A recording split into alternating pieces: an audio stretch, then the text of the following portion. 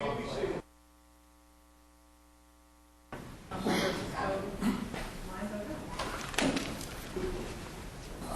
morning, Your Honors.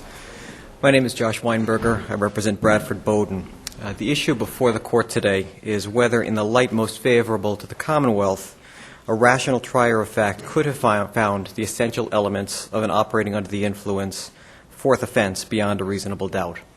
I'm relatively comfortable with my brief, and I believe that it adequately sets out Mr. Bowden's position.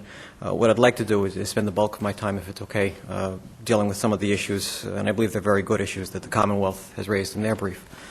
The first issue is whether or not the evidence that was introduced is adequate. And I would suggest the statute, and this is a different case than what was dealt with prior or previously, because this case clearly fell under the old statute prior to the amendment that's commonly referred to as Melanie's Law. In fact, I believe Mr. Bowden was convicted about 5 months prior to the amendment. And under the old law, under 90 Section 24, the proof of prior convictions could be established by either original court papers or by certified attested copies of original court papers accompanied by certified attested copies of the probation records. And the statute indicated that that shall be prima facie evidence of a prior conviction. And in Mr. Bowden's case, Mr. Bowden was charged with a fourth offense operating under the influence of alcohol, and the Commonwealth introduced 2 certified attested copies of prior convictions, and they introduced the Registry of Motor Vehicles, certified copies of the records from the Registry of Motor Vehicles. They did not introduce any evidence of the probation records, and they did not introduce certified attested copies of the very first operating under the influence of alcohol that occurred in about 1989. And the Commonwealth argues, and I agree, that prior convictions may indeed be proven by other ways. The statute refers to prima facie evidence, and I would suggest that the Court raised an interesting issue with whether prima facie evidence is necessarily proof beyond a reasonable doubt, and I would suggest that it is not proof beyond a reasonable doubt. But I agree that prima facie evidence does not necessarily preclude other methods of proving the prior convictions.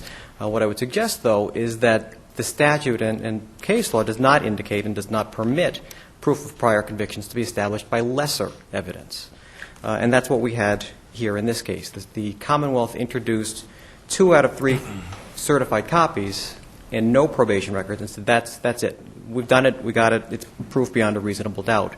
And the trial court seemed to agree with that. And I expect that the Commonwealth is going to argue, well, it wasn't just the 2 out of the 3 certified copies, it was also the Registry of Motor Vehicles records. And coupled with the certified attested copies, the Registry of Motor Vehicles records clearly indicated that Mr. Bowden had indeed been convicted of 3 prior operating under the influence.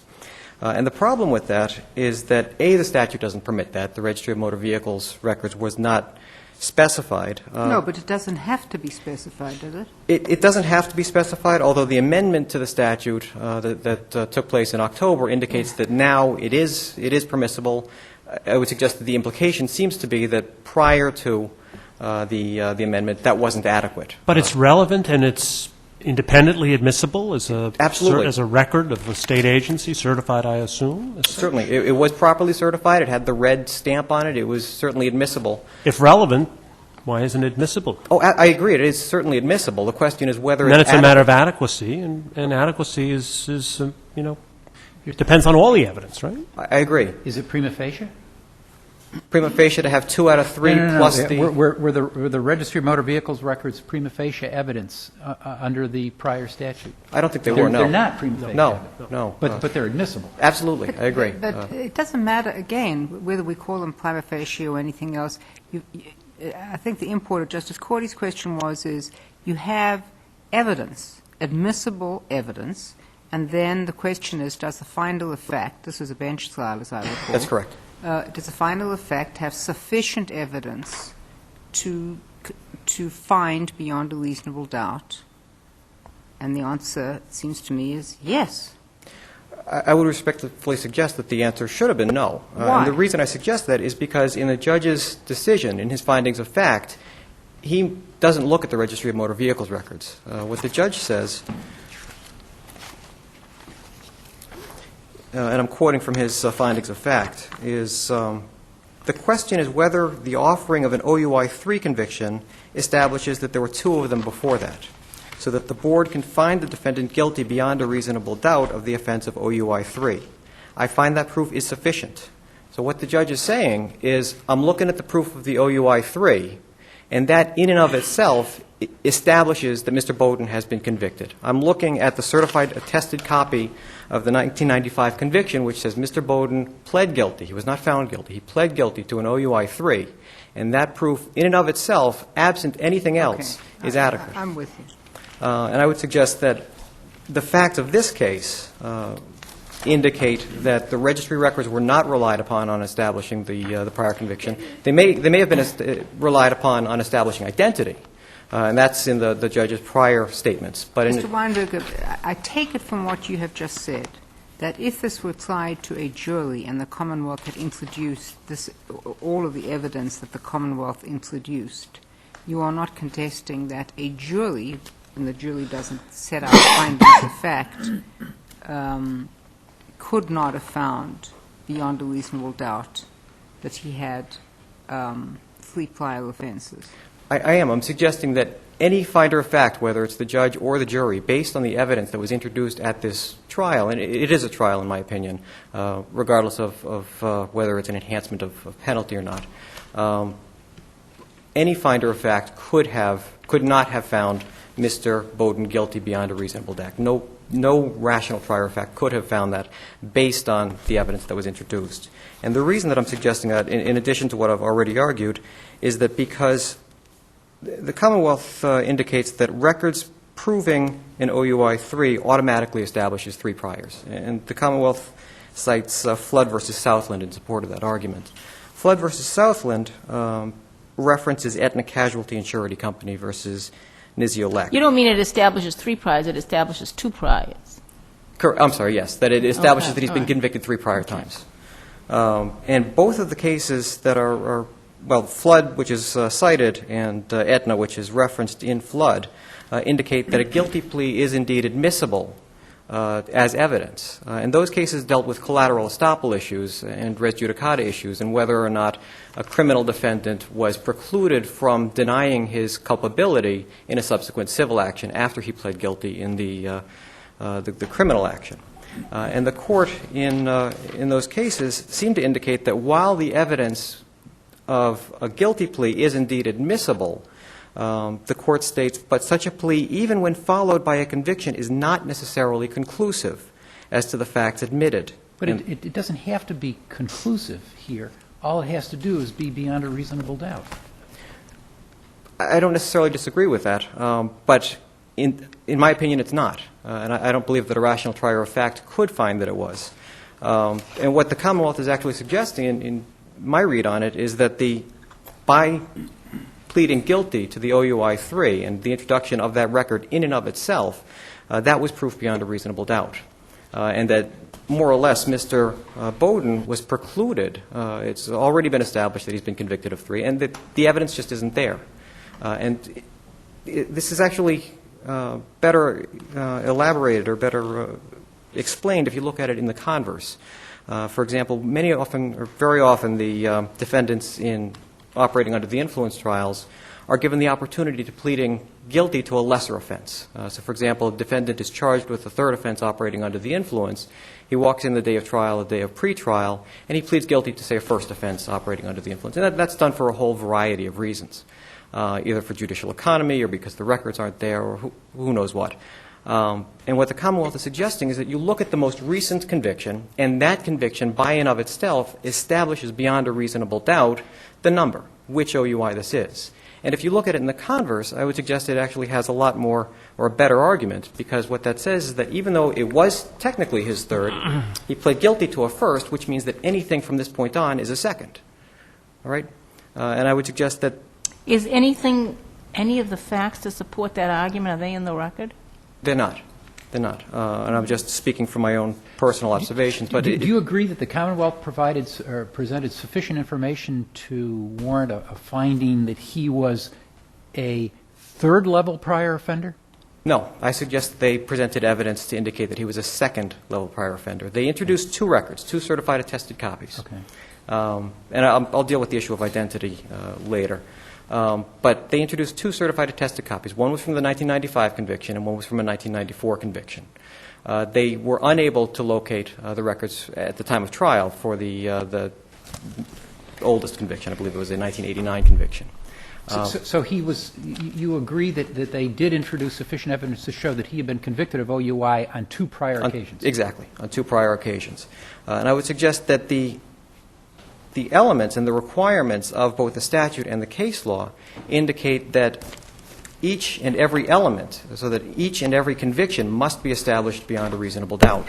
And that's clearly established in 278.11a, and it's established based on, I believe, Zuzik and Pagan as well, which indicate that the defendant is entitled to a subsequent trial, and the subsequent trial is subject to all the provisions of law governing criminal trials. And what that means is that each and every element must be established beyond a reasonable doubt. So whether we call it a trial or not, it's somewhat irrelevant because he's entitled to the rights and protections afforded a defendant in a criminal trial. And in this case, the Commonwealth established two prior convictions. They introduced the records from two prior convictions. They did not introduce records from three prior convictions. And what I would suggest is that that means they did not establish three prior convictions. Is there any reason to believe that the documents that indicated that he had been previously convicted on one occasion and another set of documents that indicated he had previously been convicted on two occasions were inaccurate? I'm sorry. There's no reason to indicate that they were inaccurate, and there's also no reason to indicate that they were accurate. So it's a question of fact, isn't it? It's a question of fact that I would suggest has not been established by the Commonwealth at the time of trial. And because of that, the judge should have entered a finding of not guilty with respect to the OUI fourth. What should the – so if the judge should have found him not guilty of the operating for the fourth time because they had failed to establish, what conviction would this have been? This would have been his third. His third. Right. Now, because of the failure to introduce the proper records. Correct. So you agree that he should have been convicted at least of the lesser offense OUI third? Well, again, there's the issue of identity, and that's the second issue in my brief. But on the basis of the record? But on the basis of the record, assuming that identity was established, then I believe the Commonwealth had adequate evidence to establish two prior convictions. Well, if probation records alone had been offered, indicating that he had three prior convictions, do you agree that that would have been sufficient evidence? I'm not sure if I can say one way or the other. Well, if you don't, what you're saying is that the Commonwealth has to introduce certified copies of the conviction of every separate conviction. Right. What I'm suggesting is the statute set forth two ways that prima facie evidence would be established. Right. Now, I agree with the Commonwealth that there are other ways, and perhaps probation records might be adequate. I'm not addressing what might be adequate. What I'm suggesting is that in this case, the evidence that was introduced was certainly deficient. And no rational trier of fact could have found Mr. Bowden guilty beyond a reasonable doubt of a fourth. But why wouldn't probation records be sufficient? Probation records alone? Again, I'm not saying that they're not adequate. They may be. I mean, the problem I have is I take it that the focus of your argument is that in the docket, the fact that the offense is listed as a second offense is insufficient proof that there was a first offense. That's correct. Well, if a probation officer writes in his or her report, he's here on a second offense. I mean, I've got here a first justice signing saying that this is a second offense conviction. So if a probation officer writes this is a second offense, I don't see how that might possibly satisfy. Well, I'm not saying that the second offense by and of itself would be adequate, but if the probation records indicated he's been convicted of 1, 2, and 3, that may be adequate. But I mean, if the court docket says he's been convicted of 1 because he has number 2, and I've got a first justice and a clerk signing it, and there are different penalties, I mean, it seems to me that if we accept your argument, the necessary consequence is that the Commonwealth must get a certified copy of every conviction on which it relies. Now, maybe that is what the law requires to establish proof beyond a reasonable doubt, but then you can just forget about probation records or anything else, because they're all going to be official certified copies where some scrivener has written down second offense or third offense, and you will say that's not sufficient, correct? Not based on the title alone. If the title alone says second offense or third offense, I would suggest that's not adequate. If there are evidence, if there is evidence of 3 prior convictions, and each and every conviction by and of itself is introduced, whether it's by probation records or certified attested copies or otherwise. I see what you're saying. I see what you're saying. That may be adequate. I see what you're saying. Thank So you. it could be evidence of the first conviction which comes in through a probation record. Certainly. But Certainly. you're saying if the evidence is in a probation record of the second offense which makes reference to the first offense, that's inadequate. That's correct. I'm with you. Thank you. Thank you. Mr. Curtin? Good morning. Kevin Curtin, Assistant District Attorney from Middlesex on behalf of the Commonwealth. What happened in this case proves that Mr. Steinfeld is right when he argued a few minutes ago that Melanie's Law, Section 6A, did not alter the rules of evidence and did not alter the rules concerning the sufficiency of the evidence. And even though it was... Well, we've got 2 different issues, Mr. Curtin. One is how many offenses, and the second is identity. Correct. And so tell me which one you're dealing with, because to me they mean very different things. I don't know who Bradford T. Bowden is, and I don't know whether that's the same person who appears as the Bradford T. Bowden. I mean, I'm sorry. That's the issue that that I'm talking about here. You're talking about identity. Identity, with respect to identity to start with. Okay, let's Nor, in addition, in this case, the issue was raised as to whether the convictions, just 2 rather Okay, than so let's 3. deal with them one at a time. Why, if I have a docket sheet that says Bradford T. Bowden, 12 Thornbridge Street, Yes. why, under the new statute, is that sufficient to establish the identity of this defendant who may have the same name? And if you want to know how many Margaret Marshalls there are, Right. there's more than one. That's true. And so if all we had was that a Margaret Marshall was previously convicted or a Kevin Curtin was previously convicted, and that person is in the courtroom and bears the same name, this court has held that it's not reasonable, given the number of people in the world, Sure. to infer, and therefore, because the inference isn't reasonable, it's impermissible, identity as to the defendant. And now, how far that can go, it's hard to tell. It's going to be case by case, but certainly where you have, as in this case, you have the identity of name coupled with identity of appearance, apparent identity of appearance. When you look at the photograph in the RMV documents, the appearance of the defendant on the scene and the testimony of the police officer who said what the person he arrested looked like. You have also identity of address. There may be differences between... Oh, you may, in this case, have plenty of corroborating evidence. Absolutely. But the How much? question is whether, I mean, it seems to me here you have a fair amount. Absolutely. But I think the issue that we were dealing with in the earlier case is whether this record alone, if it's Bradford T. Bowden, 12 Thornbridge Street, is this defendant. Yes. There is certainly sufficient evidence for the fact finder to infer identity in this case, based upon the name, the address, the dates of birth, the Social Security number. Some of the details as to the dates of birth may, or the addresses may differ, kind of like life, which is what a trial really tries to do to represent a transaction that occurred outside the courtroom more or less accurately. Picture is very helpful. Picture is very helpful. You've got a photograph of the person. On the registry documents, which under Section 9, Chapter 90, Section 30, shall be admitted for all purposes to prove whatever is contained in them. And when you have registry documents that are as thorough, they're public, there are checks on their accuracy, then there's nothing wrong with considering what appears in those registry documents for all purposes. And one of the things that appeared in that registry document was the first offense, with a fair degree of specificity. Okay, now we're getting into the number of offenses, correct? Yes. Okay, so what you're saying is you've got a docket that says second offense and a docket that says third offense, and you've got a registry of motor vehicles that says first offense. Right. Correct. Shows a first offense, correct. Well, it shows an offense.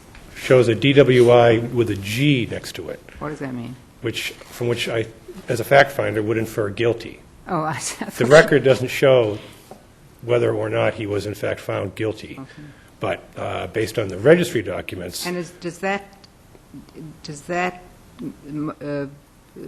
registry of motor vehicles G reference the date of the offense? it does. And it's before September the 14th, 1994? That's precisely right. And I think that that's enough for a reasonable fact finder to infer that it occurred, particularly when coupled with with judgments of a second offense and a judgment of a third offense, together with sentences for those offenses. And this brings me to the interesting issue that was alluded to earlier as to whether, it's a misnomer to call this a second offense conviction, a first offense conviction. And I think it is kind of a misnomer, because the conviction is not the judgment. And if you look at the proposed rule, the Southland v. Flood issue, which is whether everything that's contained, everything that's necessary to support the judgment has been established beyond a reasonable doubt by virtue of the conviction. That's different in this case from everything that you need simply to support a conviction for OUI, because the language of the proposed rule, the language of Flood versus Southland is judgment. And the judgment is the sentence, the action of the court, not just the conviction. So that would include the fact that the judge entered judgment of a third offense. So there's no issue there with respect to whether the application of the proposed rule to a first, second, or third offense OUI conviction. Mr. Curtin, I wonder if you could help me, not with respect to the facts in your case, but with respect to the statutes, the revised statute. Yes. Okay. The revised. The revised statute says, in any prosecution, and we're talking about the fourth prosecution, introduction into evidence of a prior conviction or prior finding of fact by either certified or attested copies of the original paper quarters. Okay, so you got the original ones. Correct. Or certified or attested copies of the defendant's biographical and informational data from records of the Department of Probation, jail, blah, blah, blah, shall be prima facie evidence that the defendant before the court had been previously convicted. I want Right. to focus on the identity issue. Here, what you just listed for me, a whole plethora of evidence in your case that went to the identity, of which the photograph is very helpful. Exactly. But let's assume that you have only certified copies of a prior conviction. How does that establish identity under the statute? I don't think it does. I don't think that there's a risk from this case of trial judges saying all you need is a copy of a conviction of a person with the same name. We've said that in Commonwealth versus Coney, that that's insufficient as a matter of law. Absolutely. So to the extent that the statute says that, which is what it seems to Yes. say, unless, you see, then it goes on to say prima facie evidence. To be perfectly frank, in the context of a criminal trial, I do not know what the term prima facie evidence means. I don't think there's any difference, frankly. There shouldn't be much difference to me analytically as to what it constitutes in a criminal case as opposed to what it constitutes in a civil case. It's an aid in establishing No, because a fact. I've got a beyond a reasonable doubt. I think that prima facie evidence is proof beyond a reasonable doubt. Oh, come on. Can be. But what if the legislature were to decide that they really don't like these decisions about presence is insufficient in a criminal case? Yes. And they simply said that in certain kinds of cases, Right. the defendant's presence at the scene of a crime shall be prima facie evidence that he committed it. And, okay, as we've said a gazillion times, that's not sufficient. It's not proof beyond a reasonable doubt. Can the legislature just change that? Say, oh, well, it is, actually. Well, if they were to change that I would think would change both the rules of evidence and the rules of the sufficiency of the evidence. That's a hypothetical. I want to go to this statute, and not your case, but you have a fair amount of experience. So I take it that you say there's no risk that the Commonwealth or a trial judge will accept that, but the statute seems to, if I accept your Yes. argument, that prima facie means proof beyond a reasonable doubt, and if I read the statute, it says a certified copy. So assuming that I've got Everything the statute says we no, have. let's say I've got 3 certified copies. Oh, okay, without any probation records or any Nothing. of the things Just that 3 will certified. establish. I don't even have second offense. I mean, I have the first offense, Okay. and I have another one that says second offense, and I have another one that says third. Understood. That's it, and they all say Bradford T. Bowden. Well, I don't think that's enough. So a lot Well, of I them don't have think date of that's birth. enough, but that's what the statute says. But a lot of Oh, those complaints have coupled dates with. of birth in there, too, True. and address. But they Exactly. may or may not. And if they only had the name, say it was one of these cases, frankly, it does not appear in the record of either of these cases that I'm aware of, where a conviction entered on the basis of a name without a date of birth, without an address, without any kind of other identifying information. If that's the kind of a piece of paper that you had, then I think that is not enough under Coney. However, if that's the only thing you have, coupled with the types of probation records that the... Oh, I don't, the couple with is fine. Okay. There's no question. And here, we didn't have coupled with the probation records. No, I understand, but What you we had had is other coupled with the competent... registry No, documents. you had other competent evidence. Exactly. So I'm really going to, if you read the statute narrowly, and as I look at it, there's no Social Security number listed on these dockets. That's true, but the Social Security number that was given to the police officer or given to booking... Oh, no, you can introduce evidence, competent evidence, any other way. I'm just... Right, and what's interesting, it's sometimes they don't all match up, Your Honor, just like I think you're pointing us to, that there can be gaps, and but usually, but those are for the fact finder to determine. Mr. Weinberger mentioned, said, just, I think it may be another misnomer, just that the judge rendered findings of fact before he gave his verdict. He didn't. He entered a verdict. He did not give findings of fact, as a judge might do in a motion, because he was acting in his role as fact finder. And that's what we're talking about. That's what's at stake in cases like this. The institution of the jury. And to the extent that judges may wish to chip away at the role of the jury in finding facts in the context of mandatory sentences, to the extent that judges are allowed to get away with that, the institution of the jury is diminished. Well, I don't know whether any judge is getting away with anything, but it is consistent with my view, and I think it's the view that you've expressed, which is read just facially, the statute may have a problem if, in fact, all that's introduced is certified copies which do not have sufficient information within them that identify, Right. as you have in this case. Okay. There needs to be enough... The problem that we have that's related to that is that I infer or assume that the legislature knew of the forms that are in use in the district court for complaints, and that these forms have on them a space in which to put the defendant's name, his address, his date of birth, and other personal identifying information. The problem, and I would assume that the legislature would have thought that these forms are always filled out to completion, and we know that they are not. And that's the problem, one of the problems that we run into with whether or not certain complaints constitute prima facie evidence of identity. So now the question is, what should we do about this perceived problem? Should there be a judicially manufactured rule that is going to change, that will, in fact, change the rules of evidence and the rules concerning the sufficiency No, of the it won't. evidence? It'll simply- Should there not be that? Should we simply say this is a question of fact? Well, no, I don't think we'd be changing anything. It simply says that you have to prove to the trier of fact, and you have to prove to the fact finder. Yes.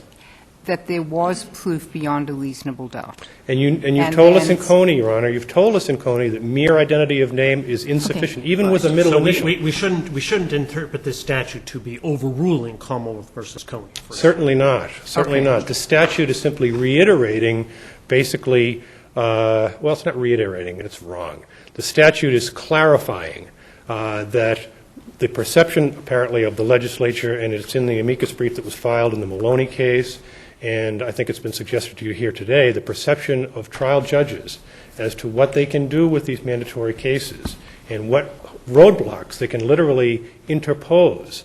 Now, that's talking about something that's capable of evading review, meaningful review. No, but That is an issue, on the issue of what judges can get away with, if I may very briefly suggest. It's very not a hard for the question court of to judges- see. It's not a question of judges getting away with. I think that there's nothing to suggest that you need live testimony. The question is the quantum of proof. Exactly. And to the extent that a judge says, it's not a question of what they get away with, it's a question if a judge says, I believe I need live testimony, the Commonwealth can seek review. And that would be, now, say if a judge were to rule, as a matter of law, you will need live testimony. Well, then you have a right of appeal. Okay, Then you might have a right of appeal. These district court dockets provide the date of birth and the sex. Suppose, and that you suggest is sufficient if you have 3 priors with date of birth and the same name. May not have the same address, but that's sort of irrelevant. If you, for some reason, had an indictment, you Yes. wouldn't have date of birth on the indictment. And Right. you could have an OUI sticking onto some other bunch of serious offenses. That's right. You could have an You OUI wouldn't. indictment. You wouldn't have any proof of date of birth. That's exactly right. So you would either And you need look at it probation case records by to case. go with That's it. probably Yeah. why the legislature, probably aware of that, as I seem to think of it, probably said you need a little more No, I than just identity I of suspect name. that Mr. Steinfeld is correct, that what the legislature was trying to make clear is that in order to prove beyond a reasonable doubt that somebody has 3 prior convictions, it is Right. not necessary to have live testimony. Absolutely right. And then, on a case-by-case basis, you look at the evidence that the Commonwealth places. And who knows, sometimes the date of birth is incorrect, sometimes some clerk looked up from a prior Bowden, and there are lots of Bradford T. Bowdens because there's a That's right. senior, a junior, and the third, and put in a date of birth which doesn't match. The Commonwealth can take a look at all of that. If this says That's exactly right. 1934, and they're obviously looking at a 50-year-old or 40-year-old, The jury will have to consider that. Sure. And there may come a point at which a judge might wonder whether he ought to take it away from the jury. This is a good case for the court to say, however, that judges ought to be very wary of taking questions like this away from the jury, because what happened here was exactly right. The judge, in his role as fact finder, clearly did what the jury would have done and evaluated, as the court has suggested, the evidence appropriately. Thank you, Mr. Kirby.